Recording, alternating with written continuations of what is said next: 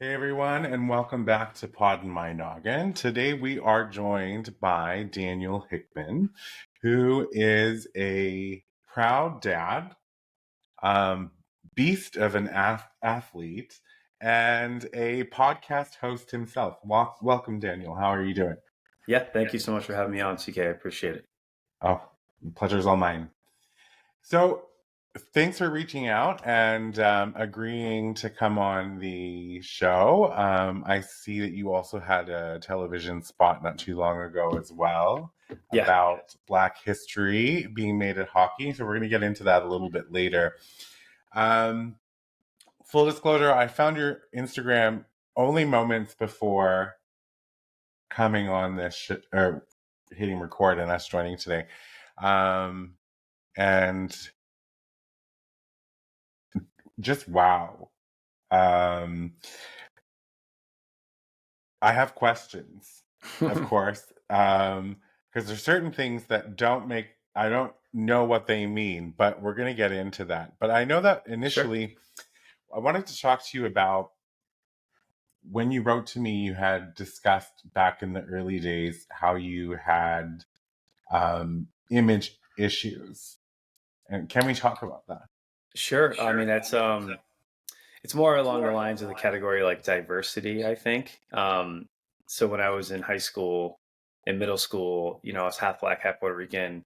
And I had friends out of all different type of ethnic backgrounds. I didn't see color, but people recognize it with me. So being a dark skinned kid wearing a hockey jacket, playing with white kids playing hockey, it's a little different. And then I started realizing it was different when the cliques started happening, like in middle school or in high school. Because in elementary school, you just play with whoever, but the football players with the football players, the basketball players, and it's just kind of like, where do I fit in right now? I got this hair that's Puerto Rican, and then I'm dark, like I'm African American, but then I'm just me. I'm different, and I think I allowed myself to find by leaving the nest and going to college 2.5 miles to 2.5 hours north of there in New Hampshire. It allowed me to leave the nest, leave my town that everyone knew who I was, to actually mold who I wanted to be.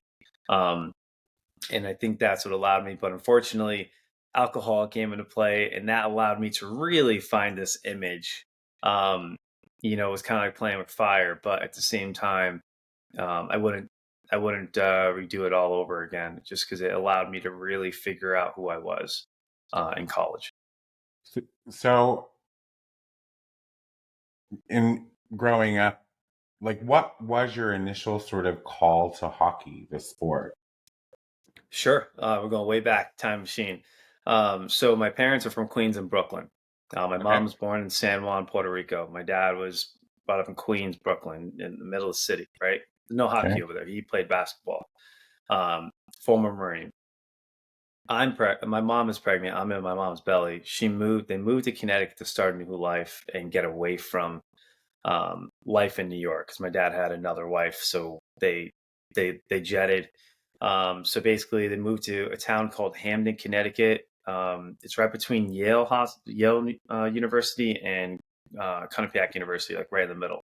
Okay. So it's really diverse. You got a mixture of people that are really wealthy, and then you got a mixture of people that are really not, and you're like just Okay. smack dab in the middle. So our apartments, I didn't know this, but my apartments were right next to the hockey rink. My mom is spontaneous. She saw a bunch of kids walking in there. She's like, "What is that?" We drove by, went in, and it was hockey tryouts for learn to play hockey. 3.5 years old, and I went Okay. out there pushing a metal chair, and I was flying. It was just natural, and ever since, it's been part of my life.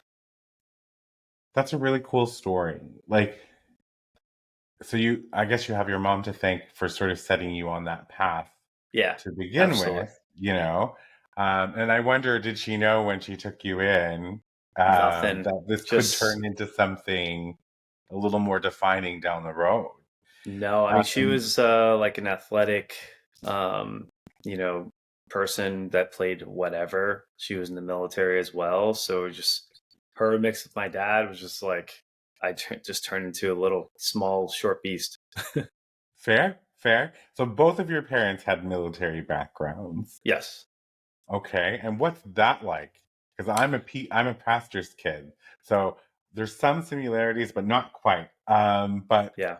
I mean, I was brought up and wanted to be a little Marine. I had a Marine hat, like really curled, and everything was like Marine this, Marine that, best military.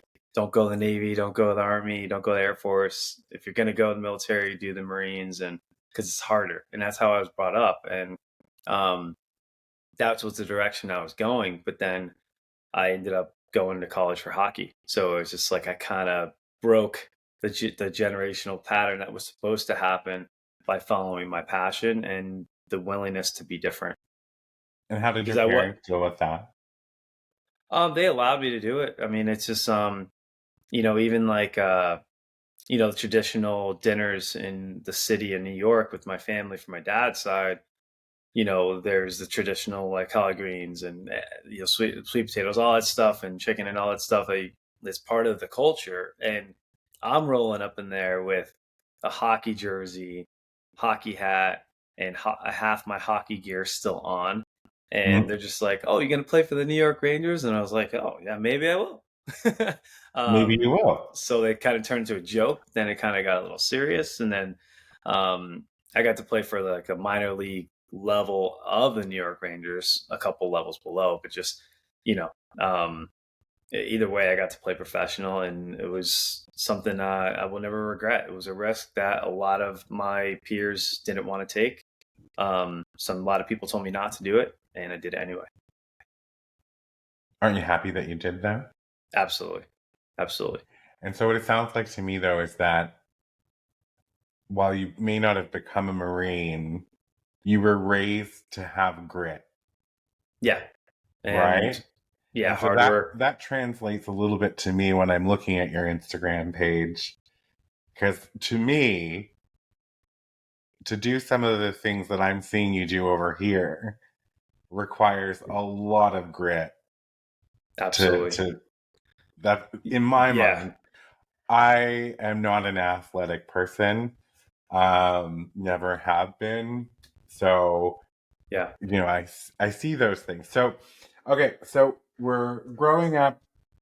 Did you externally, like you went through the process of realizing that you didn't quite fit?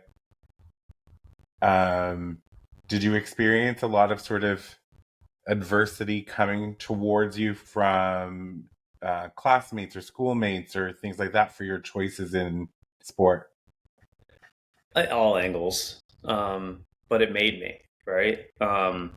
It gives me like chills to even say that, but like it made me. There was a lot of like stereotypes, or like even my white friends. I'll catch them say something they're not supposed to be saying, but that's the way they were brought up. Yep. Um, and same thing with like my mother-in-law. I love her very much, but she grew up in the Italian side of Boston. You know what I mean? It's just the way we are. Like if you're brought up in Boston, you're raised to hate the New York Yankees. If you're raised in New York, you're raised to hate the Boston Red Sox. It's just the way our generation has taught us to be. It may not be hate or anything. It's just the way that they were taught. So the way we hold a fork is the way we hold a fork. The way we may have the same posture as our parents, or um, if we hold the doors for old ladies, her kids are going to hold doors for the old ladies. So it's really just that generational pattern. But yeah, I mean, there's been girlfriends that didn't, want to be with me because of their parents. There's been prom dates that didn't work out because of a certain situation. It's just Now, things happen. I have to ask, just to be clear, we're not just talking about because you're playing hockey here. It's not, it's like fitting in the particular category. Um, so if you think of like LinkedIn, there's advertising, there's healthcare, there's which one do you fit in with your image at your high school, and which is way worse now with social media. I can't imagine Oh, it is, back in yeah. the day. But as soon as school was over, my life was over with that crap, and I got to play and do sports and ride my bike and be me and do go to hockey practices, girl Boy Scouts, all that stuff.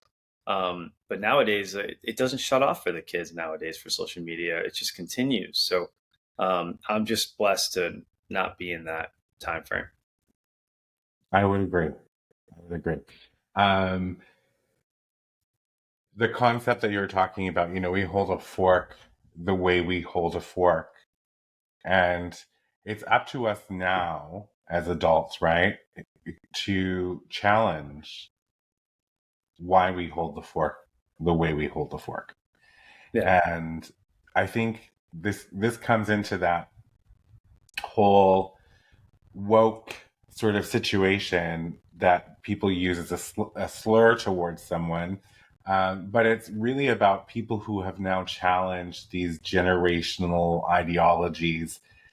Why do I hate the Boston Red Sox, for exactly. instance, right? And Like, you start is it seeing clarity like later, something happened, something groundbreaking or traumatic has to happen. Like my mother-in-law passing away at 55, like a young age, and cancer. When you're in that situation to a house where they're no longer there, and your job is to clean up the stuff and get everything for donation into the garage. When that truck comes and the people take it, and it's just like, whoa, like life isn't about just things. Life isn't just about saving those car mats from your car that you sold in your garage. Like it's just life's not about those little things. It's really just about experiencing or people that work in a cubicle till they're 65 and be like, hey, I'm ready to retire now. Like, no, like you need to live now. And I know we talked a little bit about the nomad lifestyle, but that's the way me and wife are. We are living for now, and we're allowing our kids to experience a lot of things with us versus them trying to experience it by themselves without us.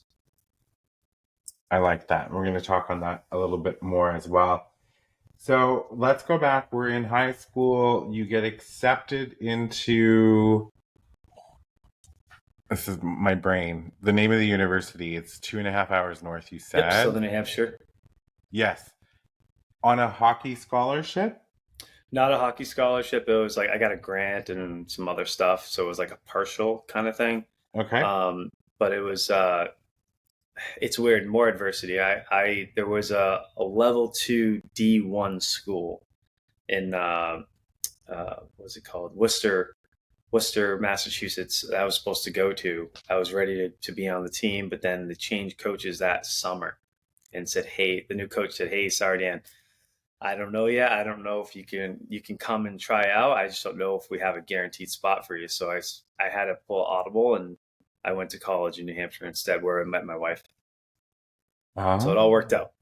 So definitely all worked out. And so the university, that university, Southern New Hampshire University. Sorry, I've Yep, which got is my like notes. a really big online school out of nowhere, but I was on campus for in Manchester, New Hampshire, for 4 years undergrad and 3 years in graduate school. And they have a hockey program there. Yep, And it's so now yeah, we're moving into college. You are playing hockey college level, and here comes alcohol. How does that? yeah. I did not drink in high school at all. People would call me sober Dan when I showed up to the parties. And I would leave at like 11 because it seemed like it always got a little rowdy at that time. Mm-hmm. So as soon as I walked in, all my drunk friends would be like, "Sober Dan is here." um, and that was my thing. But then once in college, I met my college roommate, who's like my brother, um, Josh. Like we just became really good friends. It's almost like we both needed each other. Like he had what I didn't have, and I'd had what he didn't have. But I would live the life that he didn't live, and it just we kind of fed off each other really well. So he allowed me to live more, but I also reminded him like how to persevere more, I guess, or Mm-hmm. so it was pretty cool. We just made each other better. And when we went out to parties, I would act like I was Josh. He would act like he was Dan. He's like, "Yeah, I play hockey. I'm from Connecticut," and I'm like, "Oh, I'm from Nashville, New Hampshire." And it was fun. We just tricked everybody. It was fun, but out of nowhere there was a party, and I had a beer, and then I felt buzzed, and then out of nowhere had a lot of fun, and then it turned into like a 4 year drinking sesh, where I was just partying a lot, like too much, that to the point that it took away from my ability to focus on like my grades and focus on hockey. And decisions weren't the right decisions that I made, but unfortunately, like, these are the experiences that we need as a young man to make mistakes early, so that when we become a father and a husband, we are so, like, locked in that there's nothing that's going to interfere with this bond. I And I like think that thought that's, process. yeah. And, for a second there, what you were describing to me is what I would imagine, typical college is 4 years of drinking, having parties, Yeah. that sort of thing. That's in my mind what college is, right? And you're out there, you're living your life, you're away from your folks, you're Doing on experiencing, your own. yeah, and you have your dude, your buddy who's like pushing you to be better and you're pushing him to be better. And so like my mind was immediately going to the fact that I'm like, I hope that you gave yourself some grace during that period and weren't too hard on yourself for doing these things. But it sounds that this experience, I'm much older, I think. I'm assuming, I have no idea actually how old you are. But, I'm 40. I oh, look well, younger. Yeah, I I'm look younger than 40, I am. I'm 42. So I was about to say, because sometimes I'll just say, I'm like, this old person says, you know, you sowed your wild oats in your 20s, right? You're 18 Yeah. to say 22 or whatnot. So when did you meet your best friend and now wife? I met her my junior year. So it's like I got the absolute wildness out for 2 years before she even came. And me and my friend always were big fans of this girls' soccer team. So we always went to all the games, and she was playing, and it was cool because I'm a very physical hockey player where I just loved colliding to people and being gritty, as you can imagine, right? But she was doing the same thing in soccer, where she was a defenseman, and the girl's really skilled girl trying to go around her and like knock her down and be like, "What happened?" And it was funny. So we had a lot of things in common. We became best friends first, so it wasn't like a traditional college thing where there's like get together and then figure it out from there. But, like, we actually hung out for a long time, just watching Fresh Prince of Bel Air and having late night cereal without even knowing what was happening. So yeah, she was my best friend first. I love that. And then you guys have gone on to create three beautiful lives Yeah, in there. I mean, we're good looking, but these kids are super good looking. It's super scary. I'm Um, going to tell you that they are absolutely yeah, just the cutest children. When I pulled up the page, I was like, wow, good genes. There's good genes there. they're phenomenal, Um, and they're athletic and too, beating all the boys out there. I love it.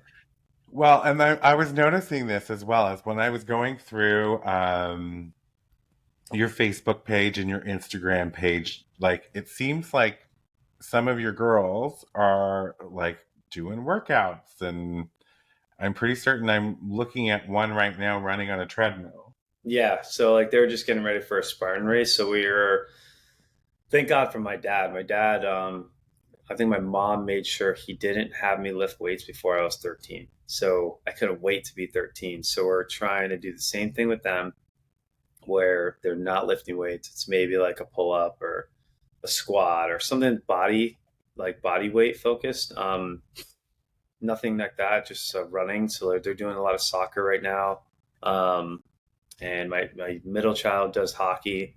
So it's really just allowing them to build through those sports, but also I just made a running plan for the first time for them because they're good. They're good at the Spartan races, and I feel like they could be one of the best. So we're just like a little. I give them a beginner's running plan, and starts today. So you say Spartan race, and I feel like I need a nap. Um, so they're not very old, but they're out there doing it. You made a comment though. I want to come back because this is where I'm gonna ask some of my questions. You Sure. said your mom got your dad to not allow you to lift weights until you were 13. Yes, because he was a big fan of Arnold Schwarzenegger. He had a big picture on his wall. He lifted every single morning. before work. So she obviously didn't want me to hurt myself, but also I was always short growing up. So I finally got taller in middle school, but all elementary school, I was always the shortest kid. Okay. All right. Now, there's a thing that you wear around. Yeah. Heart What rate is the monitor. pardon? It's a heart rate monitor. Oh, see, I'm not that smart then, because I would never have figured that out. I've seen several pictures with you have that Yeah. on, and others as Yeah. well. I'll send you the link, but people could save $65 off of it. Um, it's a heart rate monitor. So like when you train, a lot of people try to train off of how they feel, which is totally not correct. You may feel like you're okay, but if you're exceeding a certain level too much in your workouts, you'll burn out and you're not going to be able to work out tomorrow, or you're going to go hard this week and then quit next week. So knowing those zones, so you have like zone one, which is like you're barely putting out an output. Zone two is a great area to grow your endurance for your heart and everything and your muscle endurance.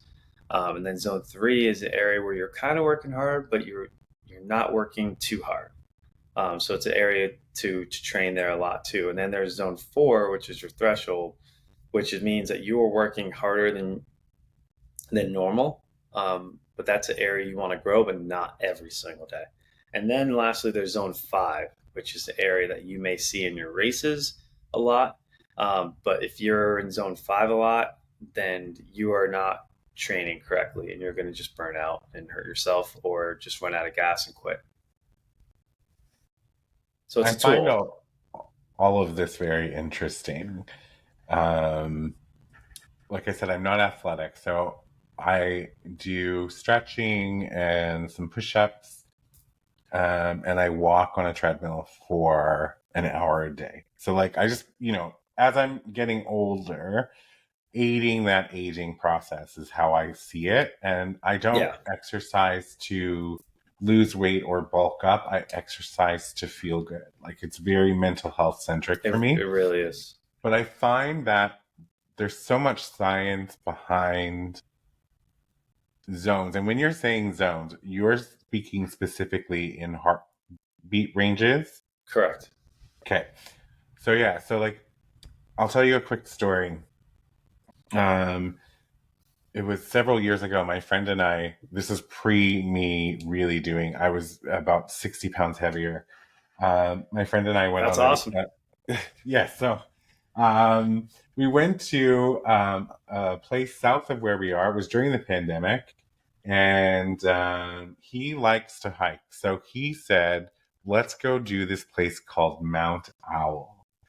And I'm like, okay, but like we're gonna take it slow. And we get there, and so Mount Owl is actually um, like a ski slope type place, but they have trails Yeah. that go up to the top summit. Yep. So my friend, he's like, okay, I think we start here, and I don't know anything, so I'm following him blindly, and we're like climbing this mountain at this sort of incline, and I'm like, this doesn't make sense to me, and I'm Yeah. saying it to him, and I'm out of breath. I feel like my heart's gonna come out of my chest. I get sick, like I feel like I'm gonna vomit. Yep. And I'm looking at my heart rate here, which is never 100% accurate, I don't think, but Yeah. it's telling me that it's like 165, and I'm like, that can't be a good place to be when you're Yeah. out in the That's middle of nowhere, yeah. um, about to, climbing a mountain. So long story short, I I quit like so many times, but I don't quit because I'm like also stubborn. So, and I didn't want my friend to say that he could best me. And I'm like, screw you. I'm going to, if you get to Yeah. the top, I'm going to get there too. Um, Long story short, we got to the top of the summit. And then I remember posting this silly video about like, I think Miley Cyrus's mountain climb was playing in the background. And I was like, Yeah. everybody has a mountain to climb. I tried to use it for Yeah. something uplifting. Anything you can. Anything you can. And then we coming down was just hard. When we get to the bottom, we're walking to the car, and my heart rate slowly coming down, not quickly. And we look, and there's a sign near where we started, and what he had us climb was called the kamikaze. It is the steepest ski slope on the mountain, and that's how we got to the top. Is vertically up. Yep. So I know for a fact that day I was in a dangerous heartbeat zone. For me, I imagine. So, like, where would 160, 165 be in your Uh, zones? Everybody's different. So for you, that might be zone 5 or zone 6. For me, that's still zone 4, just because I'm training all the time. So it really depends on everyone's ability.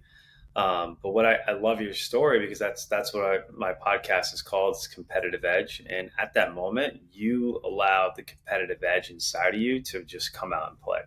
Um, and you used your brain and your psyche to force your body to do something that it didn't want to do. Just like my last race, I got cramps in both calves halfway through the race, but we still managed to win. It hurt very badly, but the competitive edge pushed me through. But before that, it's that layer of your why and your purpose to not give up on yourself. But people that are looking to do a hiking thing like that, like, it's cool to do, but it'll be way more enjoyable if you just took like 60 to 90 days, and just when you do your hour walks every 5 minutes, put it on an incline for Mm, like a minute and come back down. And just like, it's so simple. And then just make sure you have your heart rate monitor. Even your watch will only be like 5 beats off. So it won't be that far off. So you don't have to buy a heart rate monitor. It's just more accurate the more you take it seriously, to have absolutely. it right here. So, but yeah, so I think anybody can that wants to go hiking, but these things happen randomly. You could be like, hey, we're going to Sedona today, and they're like, then you go like to Devil's Bridge or something. You just don't know. So it's almost like, just for me, with being a parent and a father, is like preparing for the unknown. Like, you don't know if you have to carry your kid through 5 miles because they sprained their ankle. Like, can you carry your kid? I mean, we went through a bad trail in Santa Rosa. We didn't mean to go down it, but there was like an alligator alley, and I saw like the ground of the mud looked like a pretty big gator was sliding through earlier, and my daughter was terrified, so hysterical that she couldn't even walk. So I had to carry her. And if I saw a gator, do I have the ability to be fast enough to run away with her carrying her? So like, we're training for life. That's really what it is. Some people are just training for just aesthetics and to look good. That's a byproduct. You want to just live your life the longest you can, enjoying what you can without getting hurt.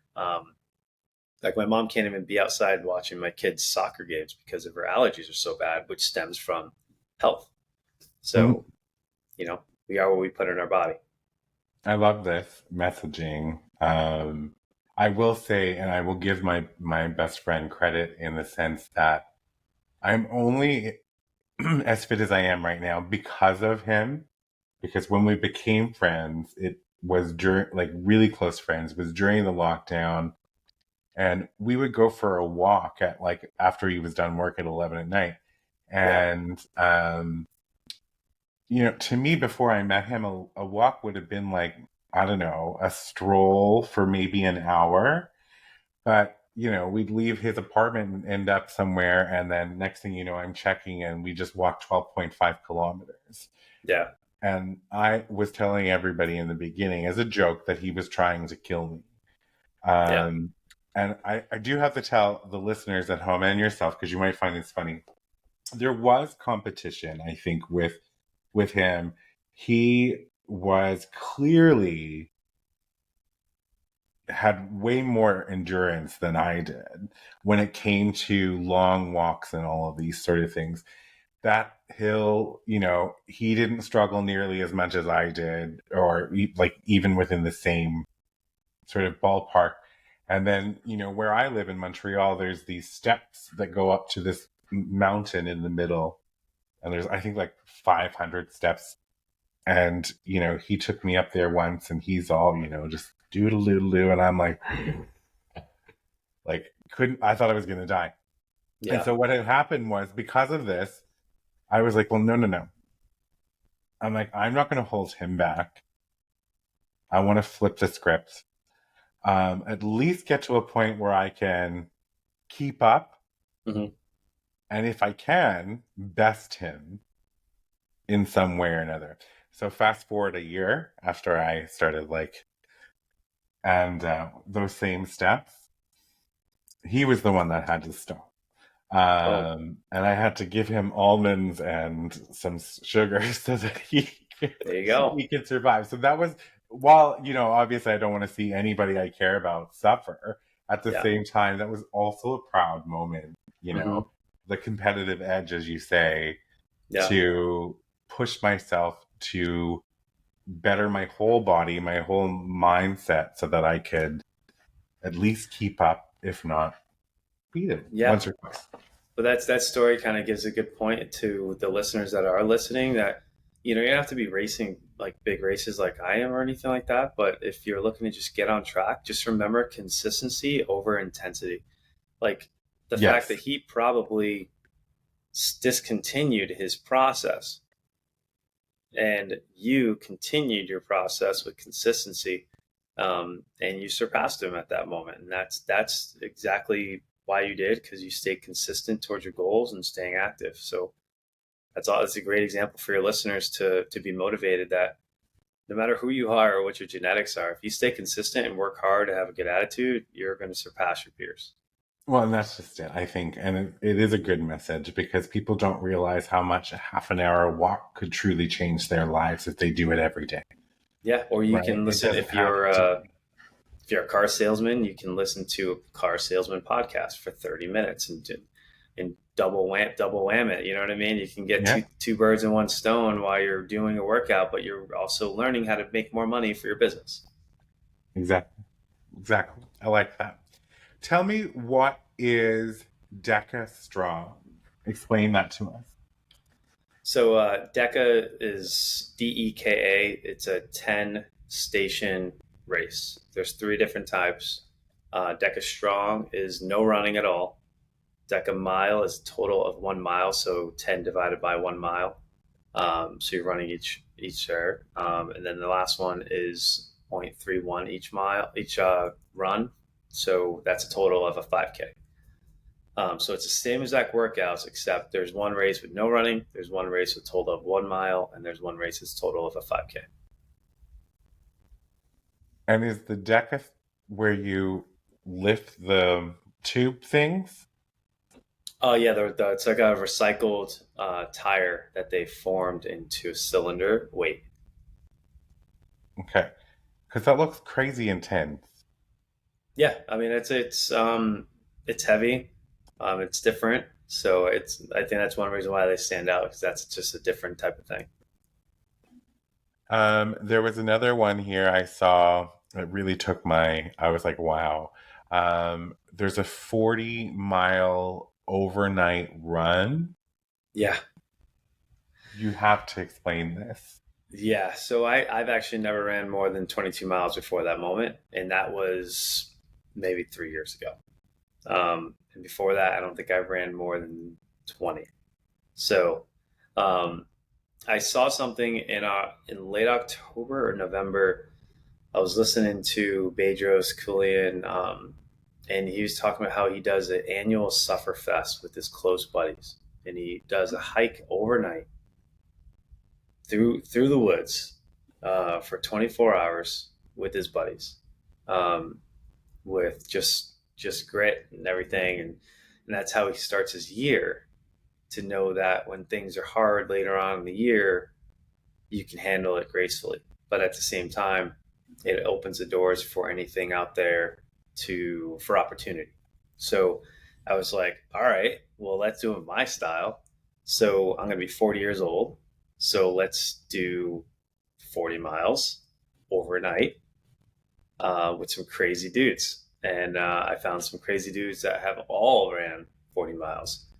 Um, and I think they'd have to drag me along because I'm muscular, and not so much of a gazelle. Hmm.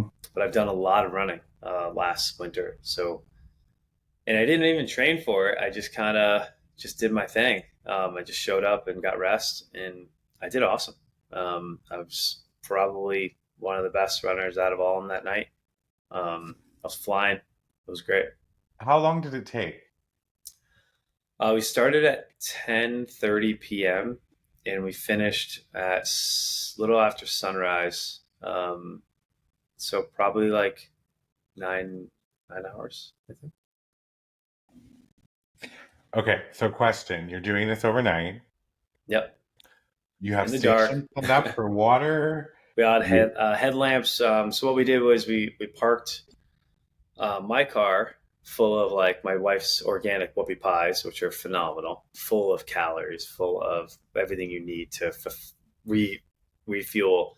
Um, and Power Lift, which is like one of the companies that I represent. It's like a protein water with like magnesium, potassium, and all that stuff. And we had a bunch of it set up in my car, and it was like 5 miles out. So that basically did like a 5 mile loop, and then we went another way, 5 miles, came back around. So we hit the car, um, and stopped at another car. So we were able to have two aid stations, um, and just kind of took a break for a second. Everyone kind of went to the bathroom and drank and ate and recalibrated, and we did it again. But at 23 miles, we had one of our guys just struggling, and he was a new dad, and I'm like, and I'm competitive edge, and I was like, all right, what can I say to him to get him back? I'm like, listen, like, what would you do if your son was right there watching? Are you gonna like it's your decision? You could keep going the way you're going, and maybe we'll just go back to the car and drop you off. But what would he be thinking, or how would you be standing up straight, or how would you be breathing right now? And he's like, he turned it around, and it was awesome. He finished hard. We all finished together. We thought we were gonna have to drop him off, and his buddy who came to visit him, his best friend, would have to go with him. We would have lost two guys out of all of us. But they battled through. They finished last, but it was a group effort. At the end of it, when the sun came up, man, I was flying even more. It was just a weird moment. It really unlocked a lot of great things for me for this year so far. that's amazing. 40 at 40. I Yeah, like that. but I also did Um, 40 burpees every hour in the street. It was cool, crazy, but cool. Crazy. And so for anybody who's actually watching or listening, you I'm gonna link a few of the links for Daniel Hickman's socials. We can give a shout out to your Yeah, sponsor. yep, And then the link also to the nifty little device to measure your heartbeat that I saw. But for anyone, when you do see in the description, um, it's interesting because you talk in sort of beast mode, like you're talking, you know, to someone like me, it's very foreign. So like, first of all, you stayed up past 10, you spent the night running 40 miles. Like yep, it doesn't sound like something I would do, but I can definitely respect and appreciate the level of grit and just perseverance that a person would need to pull that off. yeah. So I find that really. I think it's just signing up for something that scares the living daylights out of you. That's the key. Sign up for So in a something that's non-physical nuts. way, Yeah, that's put it on the what this calendar. podcast was, right? Was Yeah, stepping out from fear and saying, I want to do things that I love. I don't care what the world thinks about me or how this is going to land. I want to do something that's going to fill my cup. yeah. And it terrifies me. It's less terrifying now. Hmm. You're my 10th episode. But, I mean, it's less terrifying once you Yes. actually, and I love talking to people and I love highlighting great stories, which is going to segue me into the part where you have made Black hockey history. Let's talk about that. Yeah, I didn't know it at the time. Just trying to keep a job. It was my rookie year, and sorry, my second year. I went play at a higher level, then I came back down, and I ended up my entire life never having any African American hockey players on my team. And then here in 2006, here in Jacksonville, Florida, that's why we kind of live here now. Um, Ended up having two awesome guys that were just veterans that have way more hockey experience than I did at the time, and all of us were on one line. But it was not it was beyond what our ethnic background was, but we had exactly what we needed, like the perfect equation. Like for me to be gritty and hardworking, but also have offensive skill. And then you have Ty, who's just 6'4", a beast. He's like, you probably can't even move him because he's a brick, but he can shoot hard and he works hard and fast. And then you have Khalil, who is like kind of like the dark Gretzky out there, who just skates well, gracefully, could put it in the net with that. It's just a flick of his wrist, and it was just a perfect compilation of skills in one. And we were feared out there at the time. It was fun because I never had that in my life before, and growing up in Connecticut and going to school in New Hampshire, it's unforeseen. Like you don't see that at all. So it was really cool. But nowadays, like that's why I said in my interview on the news, is like it's no longer a surprise. Like we're in it. Like we're part of the sport now. And what I'd love to see the world grow and put more spotlight on is just women's hockey in general, just getting it bigger and getting it. Because I have a daughter in girls hockey, and their hope is always like, hey, I got to play with the boys so I can make it to USA Hockey one day. But now there's professional teams there's women's professional teams, so if we could just keep that going, I think that can help. Well, I think that that's fantastic. And to be a part of representation matters, right? So for you, you may not have seen that before, but there are so many people because of you and others like you Yeah, who got to see themselves in a hockey player yeah, on the ice playing the game. And I think that's why we're seeing your black has arrived to hockey, yeah. right? It's part of it. Um, it's it's fantastic. It's representation I want to see. But you've made two comments now in this interview that I want to call out because I think they're fantastic. So the first one was when you actually said to me that you and your friend went and watched the women's soccer games, like just were like Yeah, huge supporters of that. And yep, then your next comment was, the focus being on women's hockey leagues. yeah, And so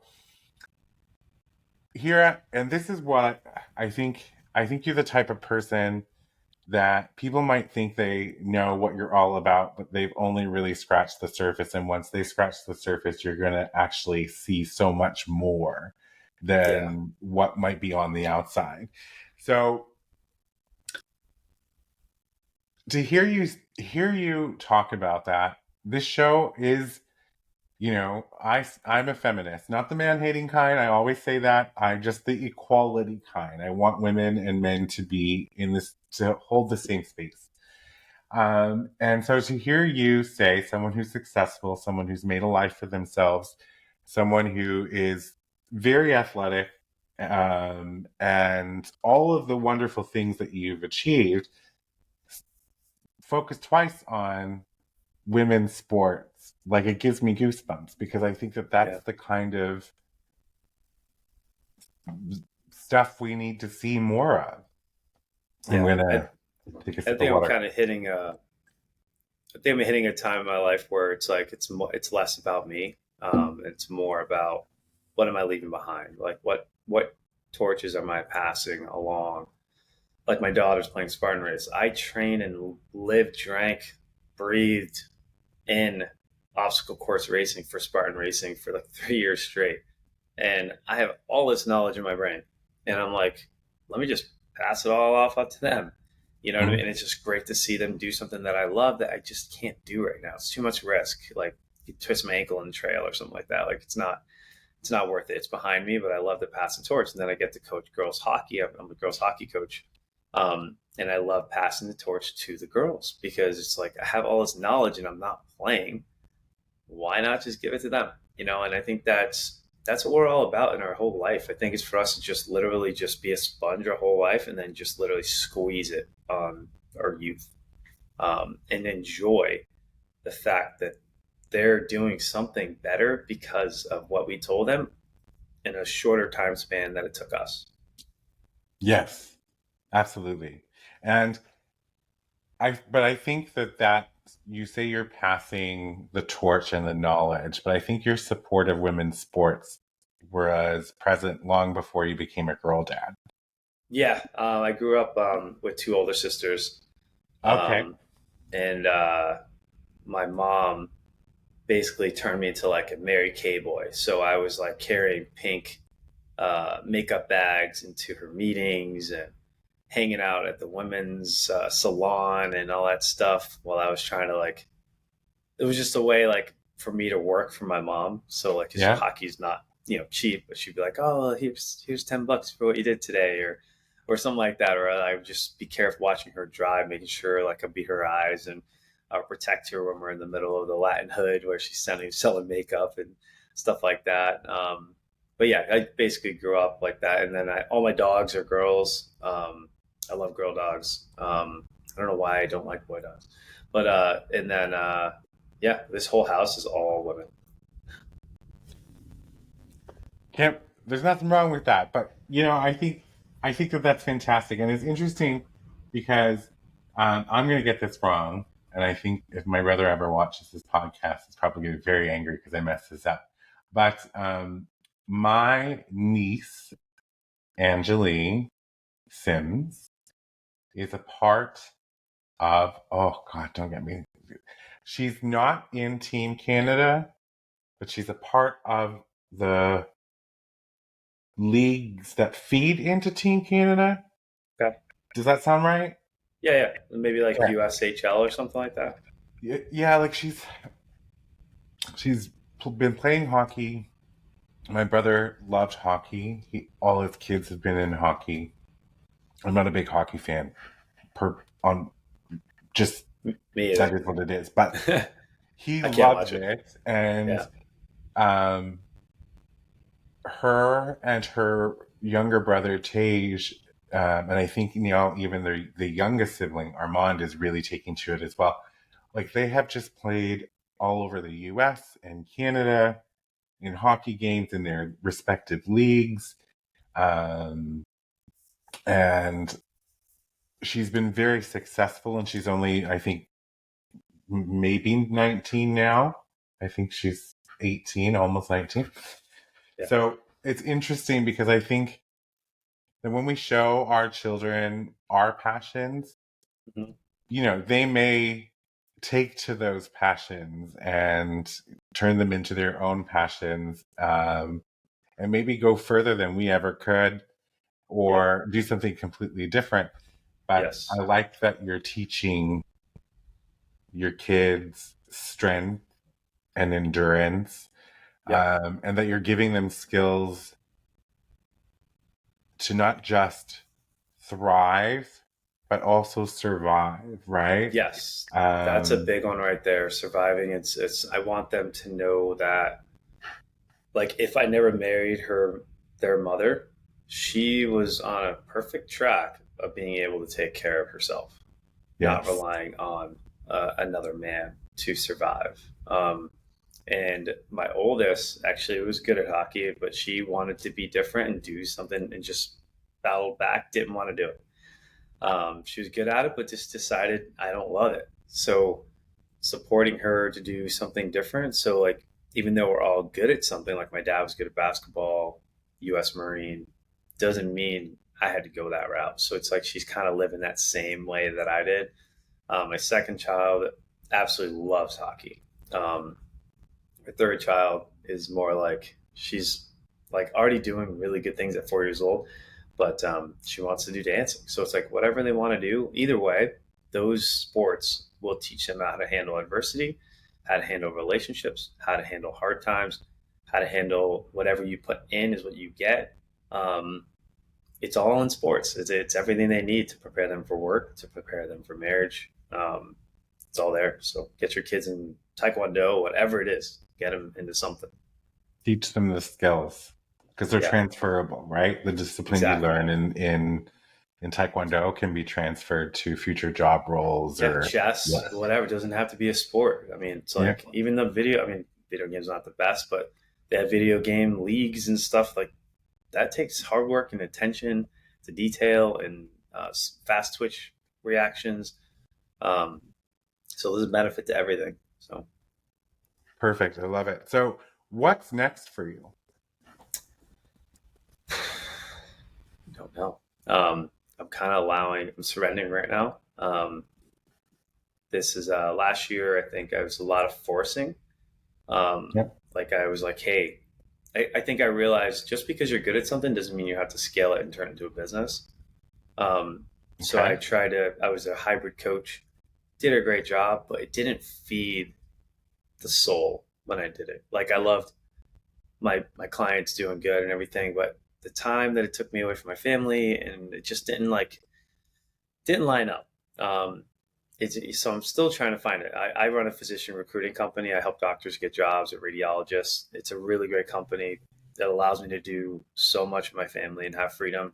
I love it. It's like a love hate relationship because it pays the bills really good. But there's always this passion. It's like, hey, what do I want to do? And there's something in the future that I've been just kind of toying with. I think I need to journal more and do some more inner deep thinking. But I'm picturing like dad retreats where dads come to just sharpen their sword to be better with become better with other like-minded dads who want to not just be average, not to be okay with just being Tom, like, but you're more than just Tom. There's Mhm. something inside of you that you locked away when you became a dad and you put it in a cage.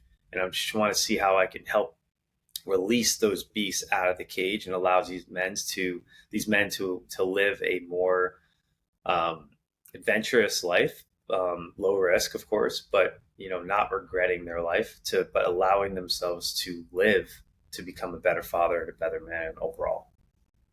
So Yeah, and I like that actually because I think that there's definitely there would be a market for that for dads who may have lost a bit of themselves when they became dads or even husbands yeah, to start with because sometimes marriages come with levels of expectations you weren't you're right. ready for. Yeah, um, Having kids change your life. It's it that's there's does. no way Image, like we around it. talked about earlier, image. You lose your Yes, image. so I think that could be definitely marketable and also impactful for other people who come to, like, say, a weekend retreat, un- unleash your beast dad Yeah, retreat. I don't know. Maybe that sounds a little weird or it could be off-brand. anything. It's just it's also been like I've been thinking like, hey, maybe there's like an online platform where there's like endless workouts, but also part of a community, but then have these quarterly meetups. Um, so I'm still trying to put it all together, but I think becoming a better speaker and allowing myself to come on great shows like this to speak my message is coming clearer and clearer every time. And you had mentioned that you want to.